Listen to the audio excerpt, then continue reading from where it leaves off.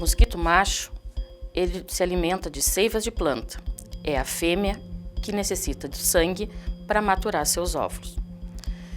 O mosquito, ele procura qualquer lugar para colocar os seus ovos.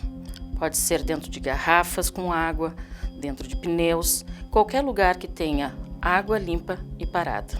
Ele, diferente do pernilongo, ele tem o hábito diurno e não é atraído pelo gás carbônico da nossa respiração. Então não costuma vir pertinho do nosso rosto, a gente não escuta aquele zunido. Esse continua sendo o pernilongo. O Aedes aegypti, ele é um mosquito urbano.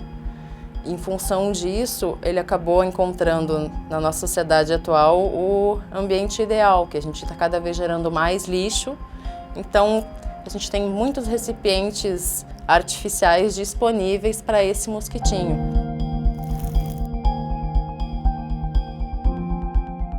Para se prevenir, as gestantes devem usar repelentes sempre que sair de casa.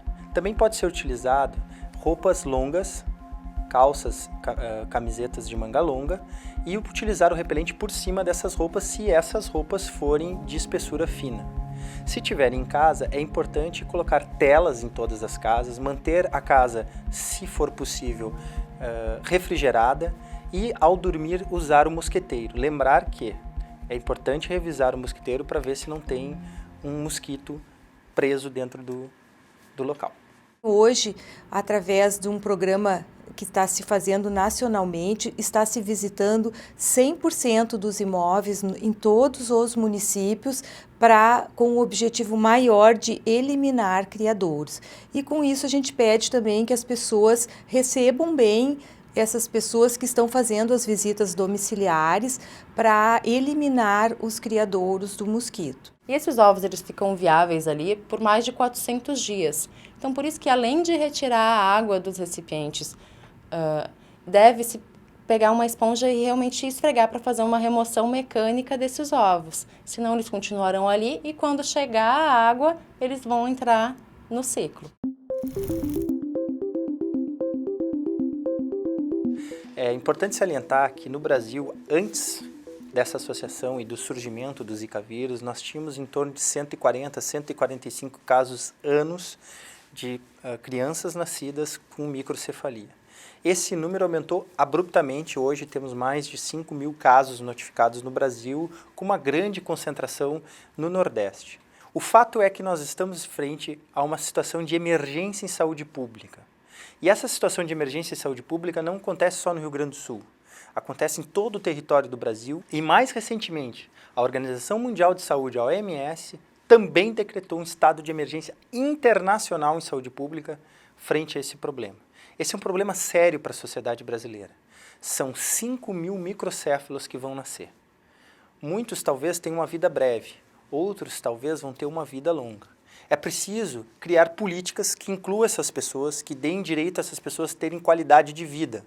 Isso vai ter um custo muito alto para a sociedade, que vai ter que discutir essas políticas públicas, financiar espaço, financiar pesquisas. O Rio Grande do Sul hoje tem 31 casos notificados de microcefalia. Destes, nós temos convicção de que um foi causado por Zika vírus, que veio de uma gestante que esteve em Pernambuco e contraiu o vírus lá, então é um caso importado, e outros 5 foram descartada a associação entre microcefalia e Zika vírus. Então, seguem 25 casos de microcefalia no Rio Grande do Sul em investigação. No enfrentamento do mosquito Aedes aegypti, a Secretaria Estadual de Saúde, junto com o Telesaúde da Universidade Federal do Rio Grande do Sul, criou algumas ferramentas que podem auxiliar você, cidadão, a enfrentar esse mosquito e vencer essa batalha. Uma das consequências mais graves da contaminação de uma gestante pelo Zika vírus, principalmente no primeiro trimestre da gestação, é a interrupção do crescimento e do desenvolvimento cerebral da criança, causando então a microcefalia. Bebês microcéfalos que nascem com perímetro cefálico igual ou menor que 31 centímetros terão, em maior ou menor grau, complicações no seu desenvolvimento com sequelas que podem ser motoras, cognitivas e de linguagem e demandarão atendimento especializado por fisioterapeutas, fonoaudiólogos, terapeutas ocupacionais, pedagogos, psicólogos, dentre outros, por um período muito grande da sua vida. E, além disso, há de se considerar o impacto econômico, social e emocional dessas famílias que têm crianças com microcefalia. Então, vale sempre repetir, né? Prevenção é sempre a melhor solução. Mulheres grávidas devem evitar zonas de risco, usar repelente e também devem usar roupas claras para cobrir o corpo durante o dia.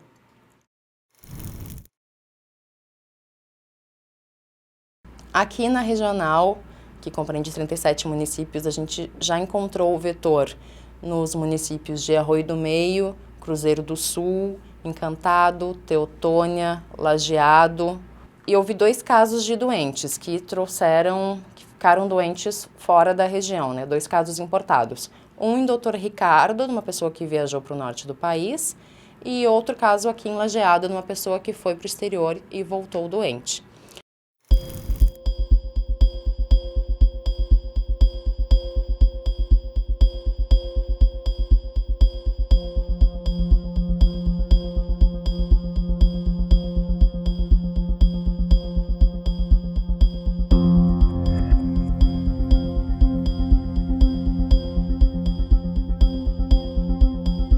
Para você que vai viajar para um local que hoje já possui essas doenças, fica o alerta de que, ao voltar para o seu município de residência, a febre e os sintomas da doença, que foram citados anteriormente, podem aparecer do 4º dia até o 12º dia da doença. Se isso acontecer, procure o seu médico.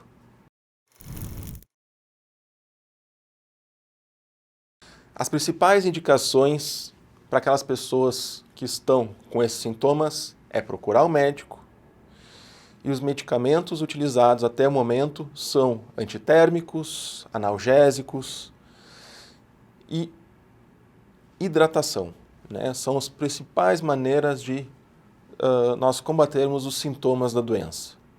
E aqui uma atenção especial, né? O ácido acetil salicílico não deve ser utilizado em casos de suspeita de dengue ou Zika vírus.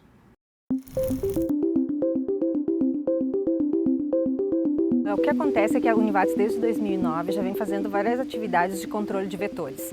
Uma das atividades de controle de vetores é eliminação de possíveis pontos de focos de mosquitos, entre eles do Aedes, né? Então agora, nesse momento em que o Brasil todo se mobiliza para acabar com o mosquito ou minimizar essa comunidade de mosquito, diminuir essa população de mosquito em função de diferentes doenças e tal, para nós como instituição é interessante porque as atividades internas de controle, a gente já estava com elas bastante amarradas, bastante tranquilas, né? Então o que se intensificou foram esses monitoramentos internos dentro da área da Univates e também alteramos um pouco a programação em termos de ensino. Ao meu ver, o olhar tem que ser mais amplo. A gente tem que conseguir sim enxergar a nossa casa como um ambiente saudável, como um ambiente livre desses focos, mas também todas as nossas ações, seja ela naquele ambiente casa, seja no nosso ambiente sociedade, seja no nosso ambiente de trabalho. Sair desse lugar comum de dizer assim, eu fiz a minha parte e a partir de agora a culpa é do outro. O outro somos todos nós.